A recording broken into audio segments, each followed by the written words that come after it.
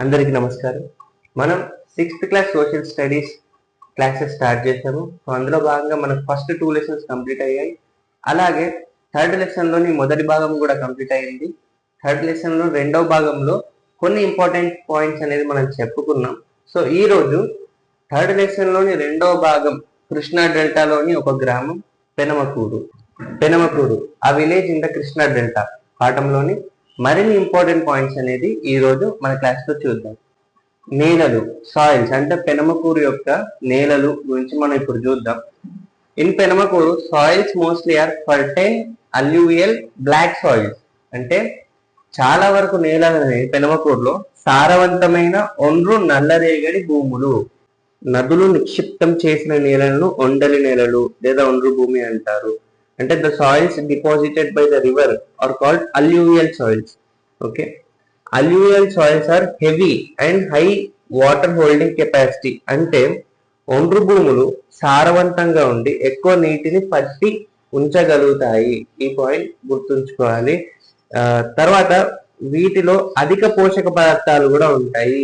ఒండ్రు భూములలో alluvial సాయిల్స్లలో rich in nutrients, పోషక పదార్థాలు అనేవి అధికంగా ఉంటాయి. కాబట్టి ఈ భూములలో పంటలు బాగా పండుతాయి. ఇక్కడ 15 అడుగుల లోతు వరకు మన నల్లరేగడి మట్టి కనిపిస్తుంది. అంటే fine and క్లీ black soils.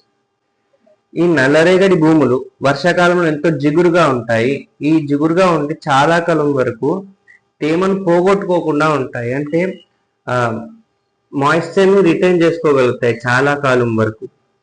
Self ploughing, స్వయంగా మట్టి మార్పిడి అంటే ఏంటో చూద్దాం. అయితే ఈ భూములు ఆరిపోతున్నప్పుడు భూమి ఉపరితలం మీద పగుళ్ళు అనేది ఏర్పడతాయి. సో ఈ పగుళ్ళ వల్ల ఉపరితలం పైన ఉన్న మట్టి రాలిపోతుంది. ఈ రాలి పగుళ్ళలో చేరుతుంది ఆ మట్టి అనేది. సో దీన్నే మనం సెల్ఫ్ ప్లవింగ్ అంటారు, స్వయంగా మట్టి మార్పిడి అంటారు. ఈ ప్రాంతంలోని భూములు ఎల్లప్పుడూ సారవంతంగా ఉండడానికి, అంటే ఎల్లప్పుడూ ఫర్టైల్ గా ఉండడానికి ఇదే ముఖ్య కారణం.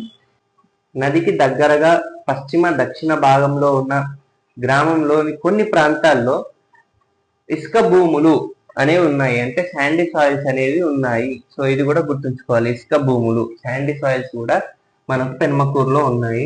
మనం ఈ పాయింట్స్ అన్ని చాలా డీటెయిల్ గా మన టెక్స్ట్ బుక్ ప్రకారం మాట్లాడుకుంటున్నాం, డిస్కస్ చేస్తున్నాం. ఎందుకంటే ప్రతి పాయింట్ కూడా ఇంపార్టెంట్ కాబట్టి ఎగ్జామ్ పాయింట్ ఆఫ్ వ్యూలో. మీకు ఇంకా ఫాస్ట్ గా చెప్పాలంటే మీరైతే కామెంట్ చేయండి. ఇంకా మనం ఇంపార్టెంట్ పాయింట్స్ చూద్దాం, లేదా ఇలా డీటెయిల్ గా కావాలంటే డీటెయిల్ గా చూద్దాం.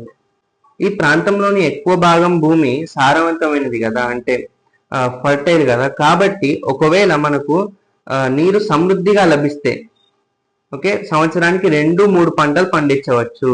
Rice 2 or 3 crops a year. Text book లో మనకి ఇక్కడ ఒక క్వశ్చన్ అనేది ఇచ్చారు. మృత్తికలోని తేమకు పంట దిగుబడికి మధ్య గల సంబంధం ఏంటి అని. అంటే what is the relation between moisture level in the soil and crop production అన్నారు. సో మనం ఏంటంటే మట్టిలో సరైన తేమ ఉంటే పంటలు అనేది బాగా పండుతాయి. ఇది గుర్తుంచుకోవాలి. మట్టిలో సరైన తేమ ఉంటే పంటలు బాగా పెరుగుతాయి. కానీ ఎక్కువగా లేదా తక్కువగా ఉంటే దిగుబడి అనేది తగ్గుతుంది.